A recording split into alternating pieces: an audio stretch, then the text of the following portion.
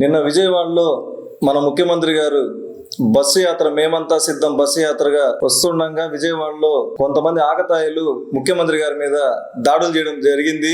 అది ఆకతాయిలు చేశారని మేము అనుకోవట్లేదు, ఖచ్చితంగా ఉద్దేశపూర్వకంగానే చేశారనేది మేము నమ్ముతా ఉన్నాం. దీని మీద ఎలక్షన్ కమిషన్ ఖచ్చితంగా చర్యలు తీసుకొని ఎవరైతే ఇలాంటి కార్యక్రమాలకు పాల్పడ్డారో వాళ్ళని కఠినంగా శిక్షించాలని ఎలక్షన్ కమిషన్ వారికి మేము విజ్ఞప్తి చేస్తూ, మీరు ప్రతిపక్షాలు ఎవరైనా సరే ఇట్లాంటి దాడులు పాల్పడాలంటే మేము సిద్ధంగానే ఉన్నాం.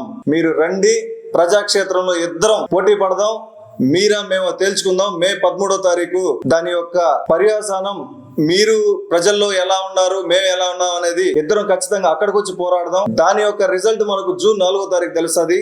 అంతేగాని ఈ విధంగా భౌతికమైన దాడులకు పాల్పడడం మనకు మంచి సంస్కృతి కాదు. జనాల్లోకి ఇలాంటి సందేశం పోవడం కూడా ఒక ఘర్షణ వాతావరణాన్ని మనం క్రియేట్ చేస్తుంది. కాబట్టి నేను చంద్రబాబు నాయుడు గారికి కానీ అలాగే ప్రతిపక్ష కూటమికి కానీ అందరికి విజ్ఞప్తి చేసేది ఒకటే, రాజకీయాలు అనేటివి మనమందరం ఖచ్చితంగా ఒక విలువలతో కూడిన రాజకీయాలు చేస్తే భవిష్యత్తు తరాలు కూడా బాగుంటది.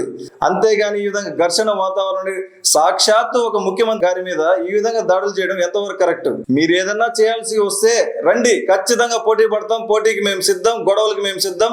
కానీ ప్రజాదరణ కోసం దేనికైనా మేము సిద్ధంగా ఉంటాం. కానీ ఇట్లాంటి ఆకతాయిలతో కానీ అలాగే ఉద్దేశపూర్వకంగా జరిగిన ఈ గొడవలు కానీ మేము ఎట్లాంటి పరిస్థితుల్లో మేము ఉపేక్షించే పరిస్థితి. ఖచ్చితంగా చంద్రబాబు నాయుడు గారు, పచ్చ మీడియా, మీరందరూ తెలుసుకోవాల్సింది ఏంటంటే ప్రజలు ఈ రోజు జగన్మోహన్ రెడ్డి గారితో ఉన్నారు. జగన్మోహన్ రెడ్డి గారు పేద ప్రజలతో ఉన్నారు. దీన్ని మీరు ఓరవలేకే ఇలాంటి చర్యలకు పాల్పడుతూ ఇలాంటి చర్యలు మీరు ఎంకరేజ్ చేస్తారు. ఎందుకంటే ఈ రోజు పూర్తిగా మేము ఈ దాడిని చంద్రబాబు నాయుడు గారు, పచ్చ మీడియా, కూటమి అంతా కలిసే చేశారని మేము నమ్ముతా ఉన్నాం.